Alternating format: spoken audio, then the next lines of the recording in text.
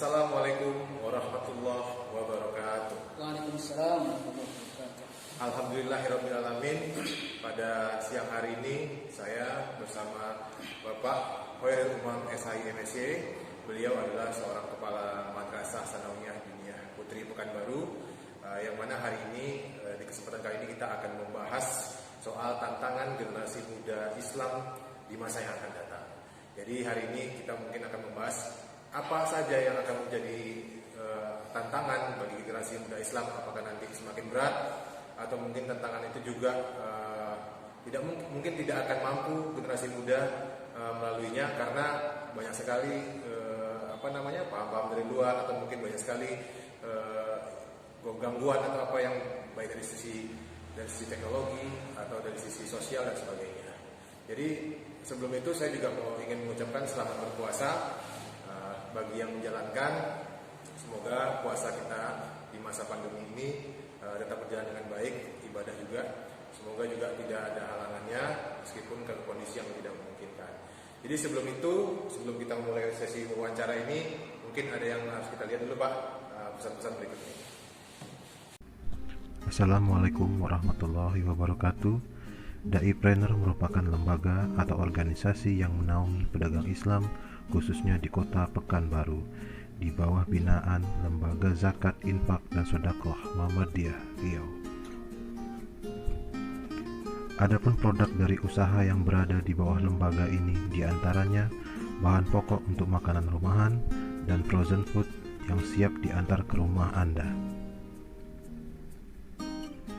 Untuk informasi detail produk, harga, dan lain sebagainya, silakan menghubungi kontak yang tertera. Assalamualaikum warahmatullahi wabarakatuh. Jadi hari ini kita mungkin akan membahas bagaimana tantangan generasi muda Islam di masa yang akan datang. Jadi yang seperti fenomena yang ada saat ini, mungkin bisa Bapak lihat banyak sekali anak muda yang mungkin punya keadaan dengan krisis yang kita anggap itu seperti krisis moral. Kenapa krisis moral? Dengan adanya dengan mudahnya sekarang mereka mengakses segala sesuatunya lewat internet. Jadi mereka itu mempunyai role model, sudah pasti. Role model itu ada dua bagian kalau menurut saya. Yang pertama positif, yang kedua negatif. Kalau positif mungkin akan membuat mereka jadi berkembang dari sisi sains dan dari sisi pengetahuan soal agama. Tapi dari sisi negatifnya ini banyak sekali dampak buruknya Pak. Nah, menurut Pak Umam fenomena seperti ini bagaimana Pak menyikapinya? Baik, bismillahirrahmanirrahim. Assalamualaikum warahmatullahi wabarakatuh. Waalaikumsalam. Saya menyapa seluruh pemirsa dan pendengar di channel YouTube Pak Fikri. Selamat mendengarkan. Kemudian saya menyapa rekan-rekan saya, sesama rekan saya seprofesi, yaitu kepala sekolah seluruh yang ada di MKKMTS Pekanbaru. Selamat melaksanakan puasa teman-teman semua. Ini Pak Riki. Pertama, kita dulu mengetahui pemuda itu sebenarnya sosok seperti apa. Jadi pemuda ini adalah mereka yang antara usia remaja, yang usia remaja, antara remaja hingga tua. Jadi kalau perkirakan itu dikatakan pemuda itu usia mereka yang berada di 20 tahun sampai 40 tahun. Dan kita ini masih usia pemuda juga sebenarnya. Ya, tapi pemuda yang beranjak akan tua. Jadi pemuda ini sebenarnya sosok yang penuh dengan suka berkarya, suka berkreasi, kemudian memiliki keberanian yang tinggi, punya gagasan-gagasan yang banyak. Pokoknya mereka itu punya inspirasi, punya cita-cita, punya impian-impian. Jadi dengan keberanian mereka ini, sebenarnya mereka itu kalau telah betul-betul diarahkan, dibimbing, dibina, insya Allah bisa melewati tantangan-tantangan yang pada kita ditakutkan. Jadi kita lihat aja fakta sejarahnya, ya, bahwa negara kita Indonesia ini bisa menjadi negara yang besar, negara yang kuat, karena di situ dalam sejarahnya ada dikenal dengan Sumpah Pemuda. Ya. Jadi di tangan pemuda inilah merubah bangsa ini. Jadi motor penggerak perubahan itu adalah pemuda. Begitu juga pemuda ini bisa dibilang dia adalah penerus estafet kepemimpinan berikutnya. Nah, jadi karena pemuda ini penuh dengan gairah, penuh dengan keinginan, ingin tahu sesuatu yang baru. Nah, kadang-kadang tidak terarah. Maka peran di sini, jadi banyak pakar itu mengatakan bahwa pemuda hari ini berkualitas dia.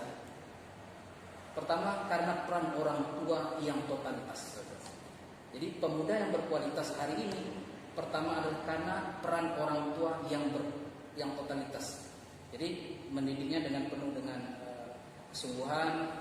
Kemudian yang kedua, mereka mampu mencari di teman-teman yang memang bagus dan teman-teman yang mengajak kebaikan. Kemudian yang ketiga, lingkungan hidup. Bagaimana mereka lingkungan ini yang mereka jalani hari ini mendukung bagaimana mereka bisa berkaya dengan baik. Jadi kalau kita lihat Pak Diki ya, jadi sebenarnya apakah mampu pemuda kita melewati tantangan itu? Maka insya Allah mampu. Tapi semua pemuda pasti mengalami empat ini. Ini pakar dari, saya kutip dari Generasi Muda Islam, buku karya Hari Mukti. Kemudian juga pendapat dari Syekh Yusuf Al-Qaradawi, ulama dunia. Dia mengatakan begini bahwa peradaban suatu negara itu, kemajuan negara itu dilihat bagaimana pemuda hari ini.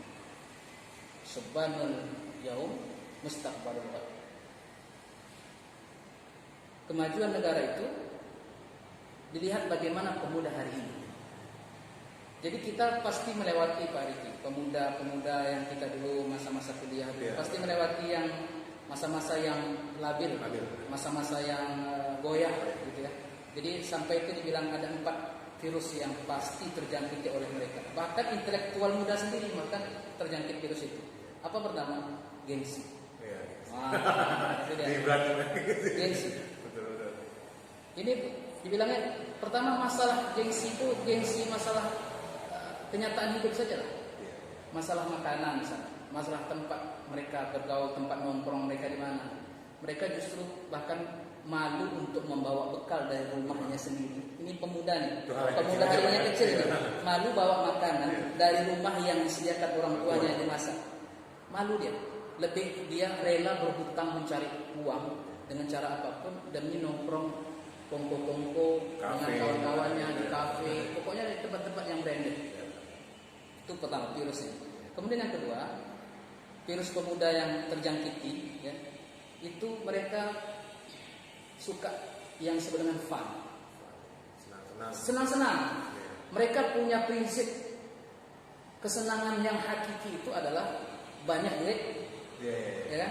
Banyak duit, kebutuhan terpenuhi, bebas untuk apapun.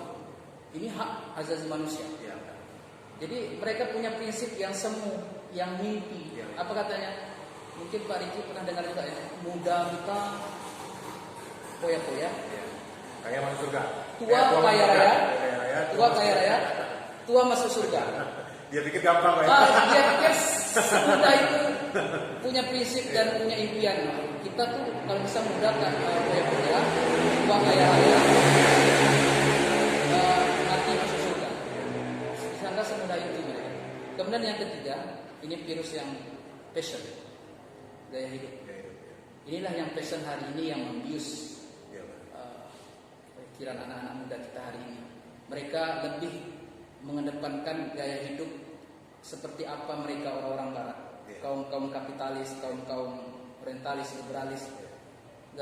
Sampai gaya-gaya fisik saja mereka ikuti.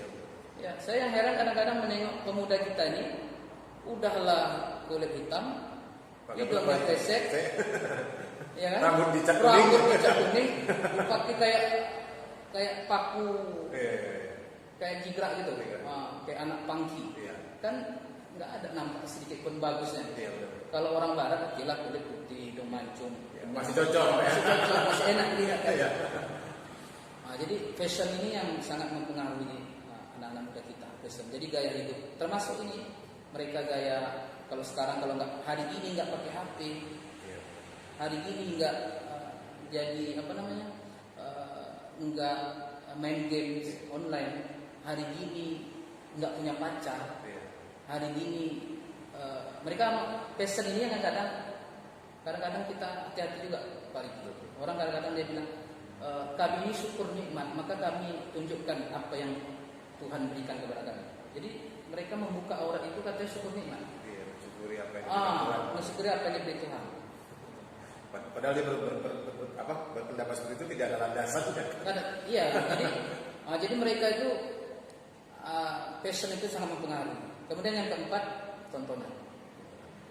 Tontonan itulah film yang bius pemahaman mereka, pemikiran mereka, hingga mereka ingin seperti apa yang dilihat. Ingin menjadi seperti apa yang, kalau misalnya dia melihat artis-artis, dia ingin berkhayal seperti artis. Maka Pak Riki, apa kata Allah Subhanahu wa taala, An-Nisa surat ayat yang ke-9, surat An-Nisa 9. Ini bagus sekali. Dan ini mungkin nasihat untuk para orang tua yang mendengar. Apa kata Allah Subhanahu wa taala? A'udzubillahi minasyaitonir rajim. Wal yakhshal ladzina law taraku min khalfihim dzurriyyatan dhi'afan khafu 'alaihim falyattaqullaha wal yaqulu qawlan sadida. Maka hendaklah kalian takut kepada Allah bila kalian meninggalkan anak-anak kalian dalam keadaan lemah dan kalian khawatir terhadap mereka. Maka ada 4 yang tidak boleh kita orang tua ini. Jadi kita ini juga sebagai seorang guru, ini nasihat untuk orang tua, untuk para dosen, untuk guru, untuk para pendidik. Ya.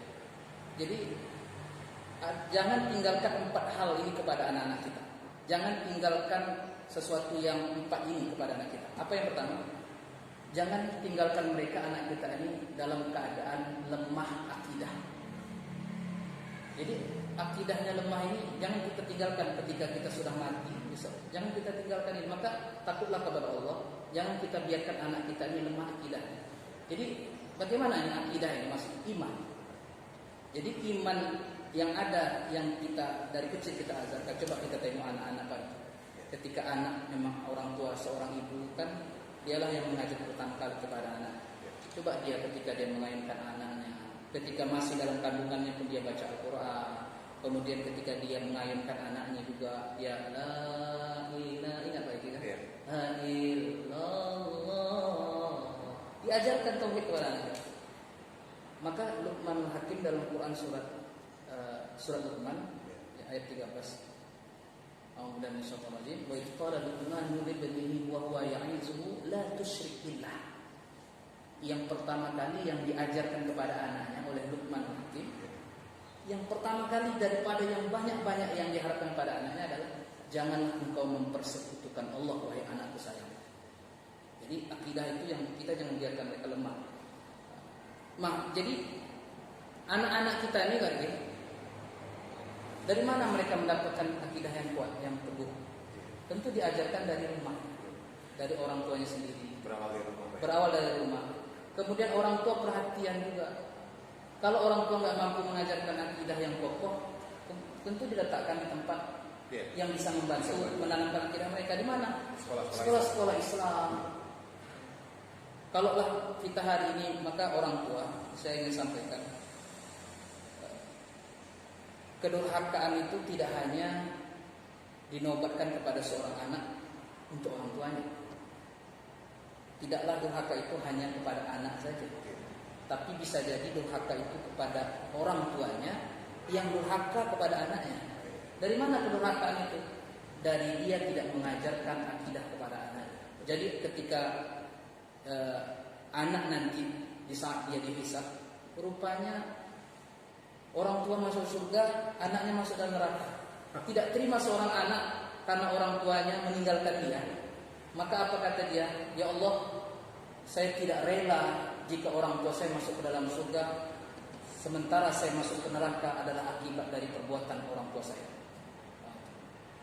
Jadi itu yang hati-hati kita. Jadi durhaka itu tidak hanya anak saja, orang tua, tapi bisa jadi orang tua yang. Jadi yang kita inginkan, yang kita nasihati kepada orang tua, pikirkanlah kemana. Kalau orang tua nggak mampu mengajarkan akidah yang baik, maka carilah dengan kemampuan kita memfasilitasi anak untuk mendapatkan nilai-nilai akidah yang kuat, maka letakkanlah dia di pondok pesantren, letakkanlah dia di sekolah-sekolah Islam yang minimal memiliki empat akidah, 4 pelajaran agama dalamnya: sejarah Islam, fikih, ilmu bahasa Arab, akidah akhlak.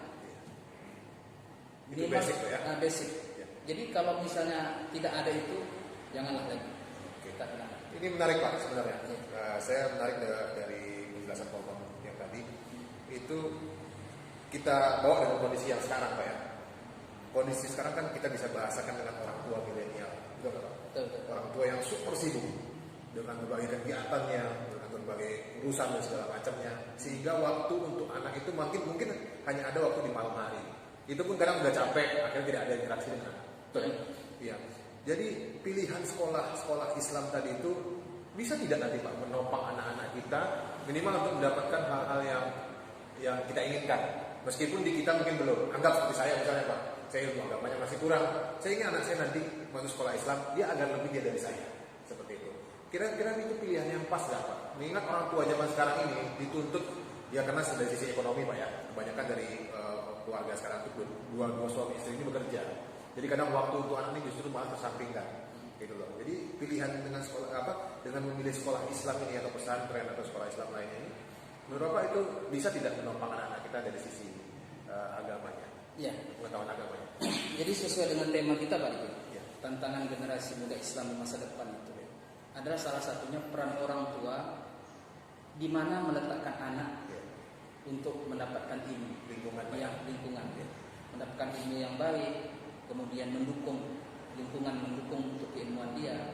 Jadi ini pesan yang kedua ini, saya belum sampai habis tadi. Ini menyangkut itu juga, orang tua yang jangan salah untuk meletakkan anak di dunia pendidikan sekolah agama. Jadi yang kedua, jangan tinggalkan anak-anakmu dalam keadaan lemah ibadah. Oh, ibadah. Ibadah. Yang kedua Pak ya? Ibadah. Yang kedua ibadah. Karena apa? Karena memang tujuan kita hidup dunia ini ibadah. Wa ma khalaqtul jinna wal insa illa liya'budun.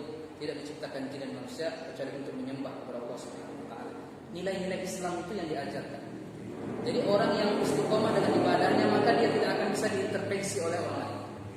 Dia tidak akan bisa digoyahkan imannya, dan dia senang dengan ajaran Islam itu.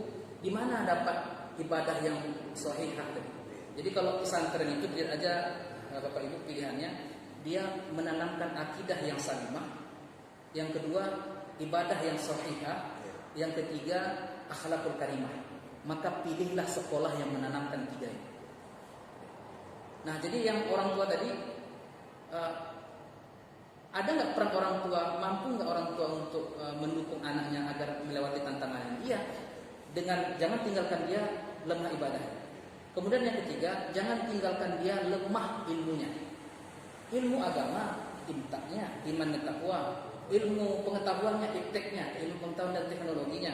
Di mana didapati ada kedua-duanya itu saling sinergi, adanya di pesantren. Betul. Coba lihat pendidikan Pak Riki dengan pengajaran berbeda Pak Riki. Iya. Iya. Makanya tidak ada pesantren itu lembaga pengajaran. Nggak ada. Lembaga pendidikan. Kenapa beda pendidikan dengan pengajaran? Pengajaran itu hanya transfer ilmu, anak pintar, urusan nilai-nilai ilmunya, nilai-nilai akhlaknya itu diamalkan, diterapkan tidak, itu tidak urusan dia. Itu pengajaran namanya. Tapi kalau pendidikan, di situ pemahaman, di situ penghayatan, di situ penjiwaan, di situ penerapan, pengamalan. Maka orang yang pendidik tadi betul-betul pendidik pasti ada pengajar. Pasti dia ada mengajar. Tapi mengajar belum tentu dia menjadi pendidik. Jadi di mana didapati? Di pondok pesantren. Di mana didapati? Di madrasah. Maka pilihlah madrasah, pilihlah pondok pesantren agar mendapati seorang yang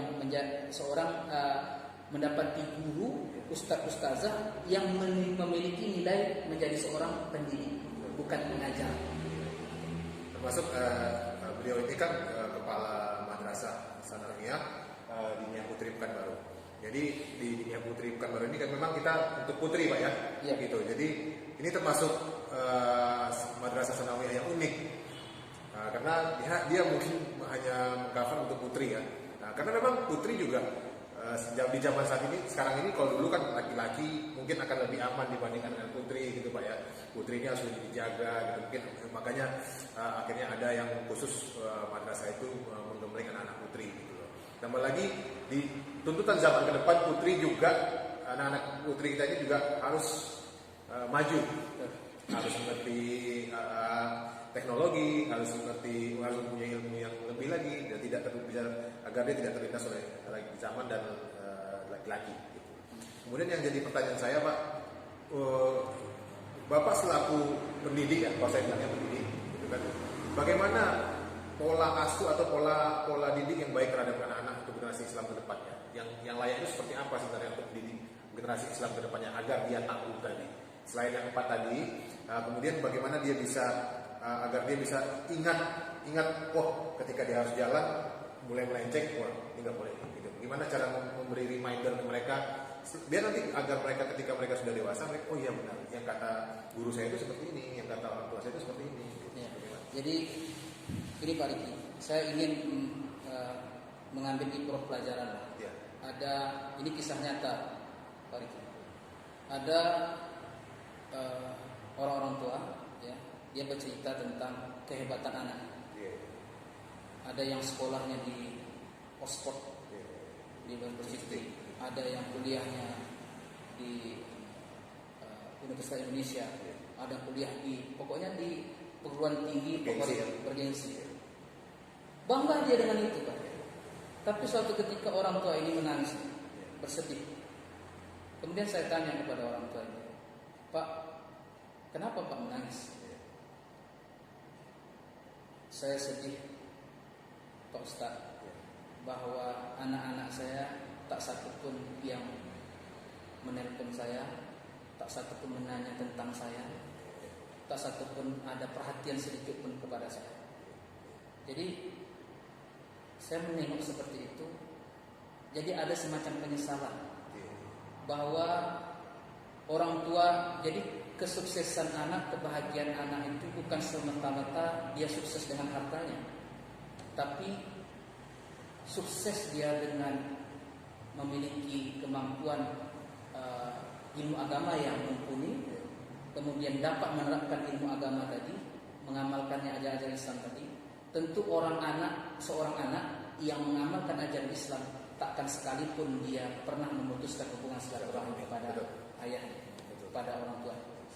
Jadi walaupun buat apa kita punya anak yang kaya raya sementara dia tidak pernah menghubungkan silaturahmi kepada kita, memperhatikan kita. Orang tua nggak butuh dengan kekayaan. Saya yakin semua orang tua kalau ditanya, apakah bapak ketika anak bapak hadir, anak ibu hadir, ibu menginginkan yang diberikannya mobil mewah dan lain sebagainya? Enggak, cukup perhatian kepada dia saja sudah alhamdulillah. Dan itu yang kekayaan yang luar biasa yang didapat. Nah, jadi anak kita untuk mendapati yang bekal dia yang teguh pendirian dengan ketika dia dewasa, itu sebenarnya sebagaimana ajaran Islam ini, anak usia 7 tahun sudah diingatkan untuk sholat. Usia 7 tahun diingatkan untuk sholat. Usia 10 tahun anak itu sudah dia semacam diberi hukuman kecil agar dia jangan tinggalkan sholat. Jadi boleh dipukul anak, tapi dengan pukul nasihat. Jadi ada orang-orang tua yang pernah dia bercerita, Ustaz, saya mengambil kesimpulan untuk pendidikan anak itu dari usia SD sampai SMP itu letakkanlah dia di sekolah yang menanamkan nilai-nilai Al-Quran dan hadis-hadis Nabi Sunnah Nabi. Maka taraktu fikum amrayni, kata Rasulullah, dan tadillu abada ma in tamassaktum bihima. Kutinggal 2 perkara ini, tidak akan sesat selamanya jika kalian berpegang teguh pada 2 ini. Apa itu? Al-Quran dan Sunnah Rasulullah, ajaran-ajaran Rasulullah SAW. Jadi untuk memperkuat tadi, Allah bisa karena biasa. Anak itu punya pendirian teguh karena dia sudah diasah, sudah diuji dari kecil. Jadi dari kecil tadi memang sudah diletakkan sekolah-sekolah yang mengajarkan nilai-nilai menghafal Al-Quran, nilai-nilai Al-Quran, mengajarkan ajaran Islam, fikih, hadis-hadis Nabi, kemudian tafsir Al-Quran, kemudian mengajarkan tentang perkara sholat, perkara kewajiban sholat, bagaimana hukuman jika kita tidak sholat. Jadi sudah biasa dia dengan sholat, dengan puasa, dengan zakat, dengan ajaran Islam itu, ya. Akhirnya dia insya Allah nggak akan bisa diterpa dengan badai apapun. Kalaupun nanti ada tantangan dia pasti akan kembali ke jalannya gitu. Justru seperti teknologi ini, kan orang takut dengan teknologi. Ya. Berapa banyak teknologi ini menjadikan anak itu sukses dan berhasil, dan banyak juga sebaliknya gara-gara teknologi hancur, terpuruk dan hancur karena kehinaan. Jadi teknologi ini seperti alat. Jadi kalau dia sudah terasah selama kalau kita katakan anak masuk SD 7 tahun, kemudian 6 tahun dia di SD, 9 tahun berarti dia sampai SMP, itu dengan nilai agama dikuatkan, ya, iman ditanamkan, amal-amal ajaran Islam dikuatkan, kemudian sampai dia memiliki pendirian membela agama Allah ini, maka insya Allah dia nggak akan bisa terterpa walaupun dengan gadget sekalipun. Bahkan justru dengan gadget ini dia mampu untuk berdakwah. Ya, seperti Pak Riki lakukan ini dakwah kita. Ya, ini dakwah kita. Jadi yang kita hari ini yang kita ingin sampaikan, ini loh contohnya. Yang Pak Riki lakukan ini loh contohnya bahwa pemuda Islam itu tidak akan rusak gara-gara gadget, gara-gara media sosial, gara-gara teknologi. Justru kita bisa memberikan manfaat. Malah itu khairun nas anfa'uhum linnas, sebaik-baik kita adalah yang memberi manfaat bagi orang lain. Justru yang kita lakukan hari ini, yang Pak Riki buat channel YouTube-nya adalah memberi manfaat bagi sebanyak-banyaknya orang. Karena betul kata Pak Umar, Islam itu agama yang rahmatan lil alamin, yang dinamis gitu. Yang maksudnya dia tidak terkekang, dia tidak terpaku oleh satu zaman gitu. Dia berkembang terus. Jadi jangan heran juga Pak ya, generasi muda kita juga berkembang. Mungkin ada generasi muda yang melenceng dari jalur, tapi generasi muda Islam insya Allah sampai sekarang tidak. Gitu. Mereka masih bisa berhasil dengan karya-karyanya, berhasil dengan bidangnya masing-masing. Banyak Pak ternyata generasi muda kita tuh yang di bidang IT ternyata dia sukses, tapi dia juga punya bahkan seorang Dr. Zakir Naik aja ternyata dia seorang bukan seorang pendakwah sebenarnya. Dia dokter sebenarnya malah itu. Gitu. Jadi Islam itu dinamis, bukan berarti dari segala lini kita tidak bisa apa-apa gitu, hanya belajar agama terus juga akan jadi ustaz, tidak sebenarnya seperti itu. Bahkan kita bisa jadi sesuatu yang lebih dari itu. Nah, jadi saya ingin juga sampaikan Pak Riki bahwa pemuda itu dia suka berkreasi, dia suka berkarya, maka dia memiliki bidangnya masing-masing dalam karyanya. Betul. Maka jadikanlah karya dia itu adalah karya yang mendukung dan membela ajaran agama Allah ini. Tetap dalam koridornya, tetap berkarya. Walaupun dia kaya raya, tapi kaya raya dia tetap membela agama Allah. Dia bersedekah, dia membantu orang lain, dia terapkan ajaran Islam. Jadi dia masing-masing. Kita lihatlah Pak Riki, dari mana bukti nyata bahwa pemuda itu adalah motor penggerak perubahan, dialah penerus estafet kepemimpinan masa yang akan datang.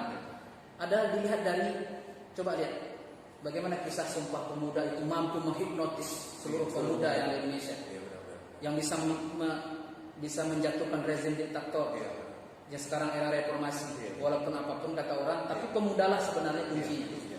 Coba lihat dalam sejarah Islam, faktanya bahwa siapakah yang mendukung hijrahnya Rasulullah, mendukung dakwah Rasulullah? Pemuda yang bernama Ali bin Abi Thalib, usia 8 tahun, dia sudah mampu mendukung dan memperjuangkan ajaran Islam. Coba kita lihat siapa yang menjadi diplomatik ulung di saat Rasulullah hijrah dari Mekah ke Madinah.